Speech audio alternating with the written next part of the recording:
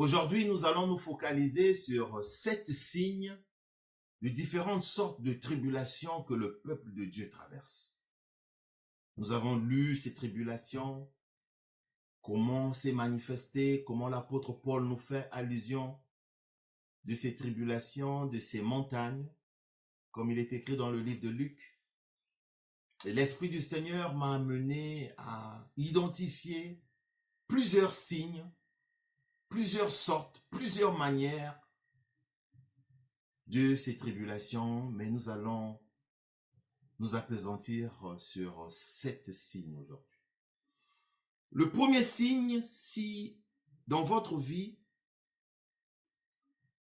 pour nos sœurs, vous avez des difficultés à concevoir et à garder une grossesse. C'est-à-dire que vous avez une grossesse, vous arrivez à concevoir, mais vous perdez la grossesse. Ça, ce sont des signes de la présence des tribulations dans votre vie. Un autre signe, ça concerne les hommes. Ces hommes ont du mal à avoir une fertilité. Ça rentre dans la même catégorie. Donc le numéro 1, ce sont des sœurs, nos sœurs, qui dès qu'elles sont enceintes, elles perdent tout de suite après la grossesse. Première hypothèse. Deuxième hypothèse, elles ont du mal à concevoir. Ce sont des signes des tribulations. Ou pour les hommes, ces hommes ne sont pas fertiles.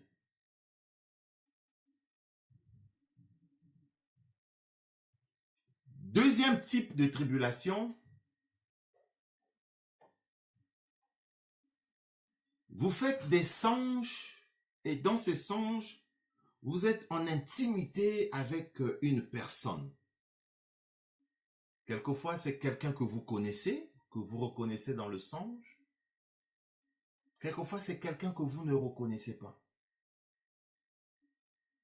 Ça peut être un homme comme ça peut être une femme. Vous faites un songe que vous êtes en intimité. Par pudeur, vous comprenez ce que je veux dire. Et quelquefois, à votre réveil, vous voyez des signes pratiques.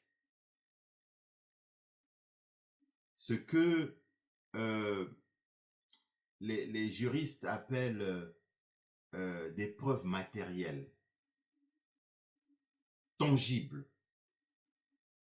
Vous êtes des adultes, vous comprenez de quoi je fais allusion. Et toujours dans cette catégorie, vous avez quelquefois des hommes qui perdent leur virilité. Si vous êtes un homme, vous vivez ce genre de situation, ça peut être un des signes d'une tribulation que vous êtes en train de traverser. J'aimerais ouvrir une parenthèse ici pour dire que il faut que vous soyez convaincus par l'Esprit du Seigneur que c'est une tribulation. Parce que ça peut être une maladie tout à fait normale. Attention, ne dites pas que non, le pasteur Fortuné dit que dès qu'on a ces signes-là, ça montre forcément un problème spirituel. Non, ça peut être un problème médical. Vous pouvez être simplement malade. Ça n'a rien à voir avec une tribulation liée à un esprit impur. Mais je prie que l'Esprit du Seigneur vous révèle, est-ce que c'est une maladie tout à fait normale? Est-ce que c'est un esprit impur qui est caché derrière cette situation que vous êtes en train de vivre, cette montagne que vous êtes en train de traverser, cette tribulation que vous êtes en train de vivre? Et toujours dans cette catégorie, dans cette deuxième catégorie, vous avez quelquefois des femmes qui sont frigides. Ça peut être une frigidité normale, comme elle peut être démoniaque, satanique, liée à un esprit impur. Mais je prie que l'Esprit du Seigneur vous révèle. Troisième type de situation que nous pouvons appeler signe de tribulation que vous traversez dans votre vie, c'est un rejet sans raison apparente. Vous êtes quelquefois dans une relation sentimentale, quelquefois amicale simplement, ou même une relation professionnelle, mais vous êtes victime d'un rejet. Vous vous sentez rejeté. Quelquefois, vous êtes au bout d'une relation d'affaires, quelquefois au bout d'une relation amicale, quelquefois au bout d'une relation sentimentale, et subitement comme ça, il y a un rejet. Vous êtes rejeté. Les gens vous rejettent, mais sans raison apparente. Très souvent, ce sont des signes d'une tribulation satanique. Quatrième signe, c'est quand vous faites un songe et dans le songe, vous êtes en train de faire un mariage nocturne. Si vous avez une situation comme ça, vous avez un frère, une sœur qui vous raconte une histoire de ce genre, ou vous-même, si vous traversez une situation pareille, vous avez expérimenté ça, vous avez fait un rêve, vous avez fait un songe, et dans ce songe-là, vous êtes en train de vous marier à quelqu'un ou à quelqu'une de manière nocturne. Ce sont des signes que vous vivez une tribulation dans votre vie. Une tribulation satanique.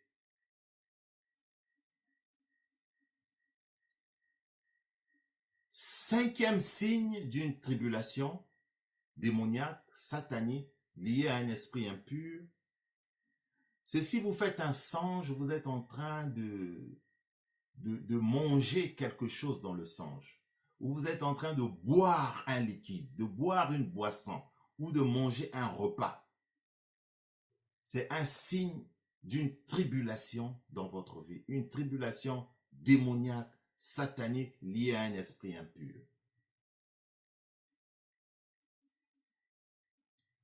Sixième signe d'une tribulation démoniaque, satanique, que le Seigneur est en train de nous révéler ce matin, c'est si vous faites un songe et dans le songe, vous êtes poursuivi par un animal. Vous dormez, vous faites un songe et dans le songe, vous êtes poursuivi par un animal. Quelquefois, vous êtes mordu par un animal. Sachez que c'est un signe que le Seigneur vous montre que vous êtes victime d'une tribulation démoniaque. Et dans la même catégorie, quelquefois, vous êtes suivi par un groupe de personnes ou par une personne. Ça peut être un animal qui vous suit. Quelquefois, l'animal vous mord. Vous êtes mordu par l'animal. Ou quelquefois, vous êtes poursuivi par une personne. Ou quelquefois par un groupe de personnes. Quelquefois, dans le songe, vous faites un songe, mais vous êtes agressé par une personne ou par un groupe de personnes ou par un animal. Et enfin, septième type de tribulation, c'est comme je vous le disais tantôt, vous êtes en train de vous battre. Vous êtes victime d'une agression, mais cette fois-ci, ce n'est pas un animal, mais c'est une personne ou un groupe de personnes. Et quelquefois, quand vous vous réveillez en sursaut, vous êtes quelquefois en train de... Vous réalisez, c'est comme si, mais vraiment, vous avez été suivi, vous avez été agressé. Donc, je récapitule. 1. C'est quand vous avez du mal à concevoir. Ça peut être un homme ou une femme. Ou quelquefois, vous perdez la grossesse, ou quelquefois, vous n'avez pas la fertilité. 2, c'est quand vous êtes en intimité dans le songe avec une personne. Et quand vous vous réveillez le matin, quelquefois, vous voyez des éléments physiques, des preuves. C'est comme si vous avez eu, entre guillemets, une relation de façon naturelle. Mais ça s'est passé dans le songe. Ce sont des signes des tribulations. Quelquefois, quand les hommes perdent leur virilité ou quelquefois quand certaines femmes deviennent frigides. Ce sont quelquefois des signes des tribulations sataniques. Au numéro 3, nous avons dit, c'est quand vous êtes victime d'un rejet sans raison apparente. Vous êtes rejeté comme ça, sans raison apparente. Et au numéro 4, nous avons dit, c'est quand vous faites des mariages de nuit, c'est-à-dire dans le songe, vous êtes en train de rêver que vous avez contracté un mariage nocturne. Et au numéro 5, nous avons dit, c'est quand vous êtes en train de, dans le songe, vous êtes en train de manger un repas ou de boire un liquide, de boire une boisson avec quelqu'un que vous connaissez ou vous ne connaissez pas, ou avec un groupe de personnes que vous ne connaissez pas. Ce sont des signes de la présence des tribulations sataniques. Au numéro 6, nous avons dit, c'est quand vous êtes poursuivi par un animal, quelquefois vous êtes mordu par un animal, ou quelquefois vous êtes suivi par une personne ou par un groupe de personnes. Et au numéro 7, cette fois-ci, vous êtes carrément dans un conflit physique. Comme on dit, vous vous êtes battu, il y a une certaine bagarre, une agression avec une personne ou un groupe de personnes. Quand vous avez ces 7 signes de tribulation dans votre vie, sachez que c'est probablement lié à un esprit carrément satanique, un esprit carrément impur. Alors, c'est simple. Le Seigneur Jésus-Christ nous dit dans le livre de Luc, nous allons lire dans le livre de Luc, Luc chapitre 8, nous allons lire au verset 29, la parole de Dieu nous dit ceci, Luc 8, 29. Car Jésus commandait à l'esprit impur de sortir de cet homme, dont il s'était emparé depuis longtemps. On le gardait lié des chaînes et des fers aux pieds, mais il rompait les liens et ils étaient entraînés par le démon dans le désert. C'est une réalité. Tout à l'heure, nous avons lu que le diable avait tenté Jésus. Si le diable a tenté Jésus, et ici nous lisons dans cette histoire qu'il y a eu un homme qui avait un esprit impur, dont le diable avait lié ses jambes. Donc, ce sont des histoires réelles que nous vivons au peuple de Dieu. Ne nous leurrons pas, c'est la réalité. Donc, la parole de Dieu vient nous ouvrir les yeux. Ma soeur, mon frère, si vous vivez une histoire pareille, le Seigneur est aujourd'hui en train de te révéler au travers de cette prédication que tu es en train de vivre une histoire, une tribulation satanique, et nous allons déclarer par la puissance de la parole de Jésus-Christ que cet esprit quitte ta vie maintenant dans le nom puissant du Seigneur Jésus-Christ. Dans le livre de Luc 10 au verset 19, il est écrit, voici, je vous ai donné le pouvoir de marcher sur les serpents, les scorpions et sur toute la puissance de l'ennemi. Le Seigneur t'a donné, mon frère, ma soeur, la puissance de marcher sur toute la puissance de l'ennemi. Voilà pourquoi, malgré ces tribulations, tu vas déclarer aujourd'hui après moi, tu vas répéter après moi cette déclaration de prière. Toi seul, tu connais la situation que tu es en train de traverser. Tu vas prononcer cette situation et tu vas déclarer cette puissance, cette parole puissante pour venir briser cet esprit impur, cette tribulation satanique, démoniaque qui traverse ta vie maintenant dans le nom puissant du Seigneur Jésus-Christ. Tu vas donc, mon frère, ma soeur, répéter après moi. Toi, tu cites cette maladie ou tu cites cette situation. Si ce sont des rêves nocturnes, tu prononces cela. Comme le Seigneur l'avait dit à Ézéchiel de déclarer, et tu déclares, toi, je refuse ton influence. Tu répètes après moi, toi, tu prononces la situation que tu es en train de traverser. Je refuse ton influence. Je repousse ton contrôle sur ma vie. Je repousse ton contrôle sur ma vie. Tu n'as ni le droit, ni le pouvoir de m'affliger et de m'asservir parce que le pouvoir m'a été donné au nom de Jésus-Christ, de marcher sur ta puissance. Dans le nom puissant du Seigneur Jésus-Christ, je déclare la défaite de cet esprit de tribulation. Je déclare la défaite de cette situation dans ma vie. Mon frère, ma sœur, pendant que je suis en train de répéter cette parole, cette déclaration de puissance, tu répètes après moi et tu te lèves, tu prends autorité. Tu prends autorité en te basant sur le livre de Luc 10, 19, car le Seigneur t'a donné la puissance de marcher sur tous ces esprits qui ne confessent pas le nom du Seigneur Jésus-Christ, tous ces esprits impurs, toutes ces tribulations que tu es en train de traverser. Toi, je refuse ton influence. Oui, tu refuses l'influence démoniaque. Tu refuses l'influence de cet esprit. Tu refuses l'influence de cette situation qui ne confesse pas le nom du Seigneur Jésus-Christ. Je repousse ton contrôle sur ma vie. Tu n'as ni le droit, oui mon frère, ma sœur, cet esprit de tribulation n'a ni le droit ni le pouvoir de t'affliger, de t'asservir. Ô Seigneur Jésus-Christ, car le pouvoir de Dieu t'a été donné au nom du Seigneur Jésus-Christ de marcher sur la puissance du diable, de marcher sur la puissance des ténèbres, de marcher sur la puissance de Satan dans ta vie au nom puissant du Seigneur Jésus-Christ. Oui, je déclare la restauration totale dans ta vie, dans le nom puissant du Seigneur Jésus-Christ. Je déclare la restauration totale dans ta vie, dans le nom puissant du Seigneur Jésus-Christ.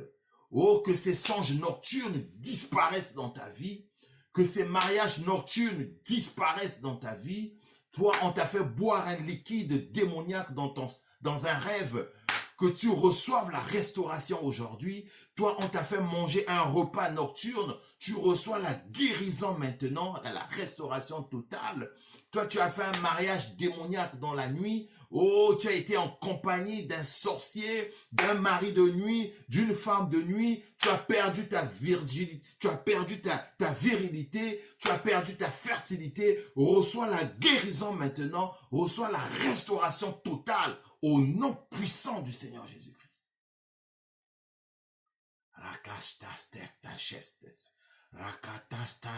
Reçois la restauration totale aujourd'hui. Reçois la restauration totale. Toi qui as suivi cette prédication, toi qui as suivi cette prière, si tu vis ces tribulations, si tu vis ces 7 signes dans ta vie, reçois la guérison totale aujourd'hui. Reçois la restauration complète aujourd'hui dans le nom puissant du Seigneur Jésus-Christ. Oh, reçois la guérison totale. Que le Seigneur te restaure. Que le Seigneur te restaure de manière totale dans ta vie. Dans le nom puissant du Seigneur Jésus-Christ.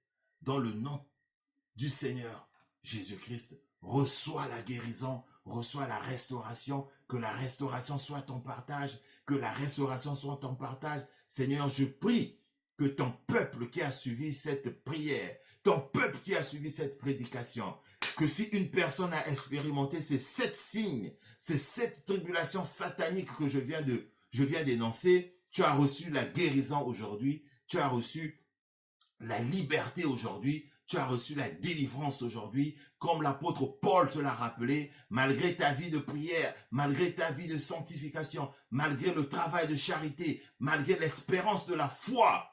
Oh Seigneur Jésus-Christ, tu reçois la joie du Saint-Esprit. Voilà pourquoi j'étais en train de parler, de souligner le verset où il est écrit la joie du Saint-Esprit. La joie du Saint-Esprit. Parce que malgré ces tribulations, le Seigneur vient te donner aujourd'hui la joie du Saint-Esprit. La joie du Saint-Esprit vient te donner la restauration complète dans le nom puissant du Seigneur Jésus-Christ. Rakatatash test. Rakatatash test. Merci Seigneur. Merci Seigneur de bénir ton peuple. Merci Seigneur de délivrer ton peuple. Merci Seigneur de délivrer ton peuple. Merci Seigneur de délivrer ton peuple. Oui Seigneur, je déclare la restauration complète de ton peuple. Dans le nom puissant du Seigneur Jésus-Christ. Dans le nom puissant du Seigneur Jésus-Christ. Que le Seigneur vous bénisse et nous allons nous retrouver dans la suite de cet enseignement. Que le Seigneur vous bénisse. Restez dans la paix et dans la joie du Seigneur. Que le Seigneur vous bénisse. Shalom, shalom.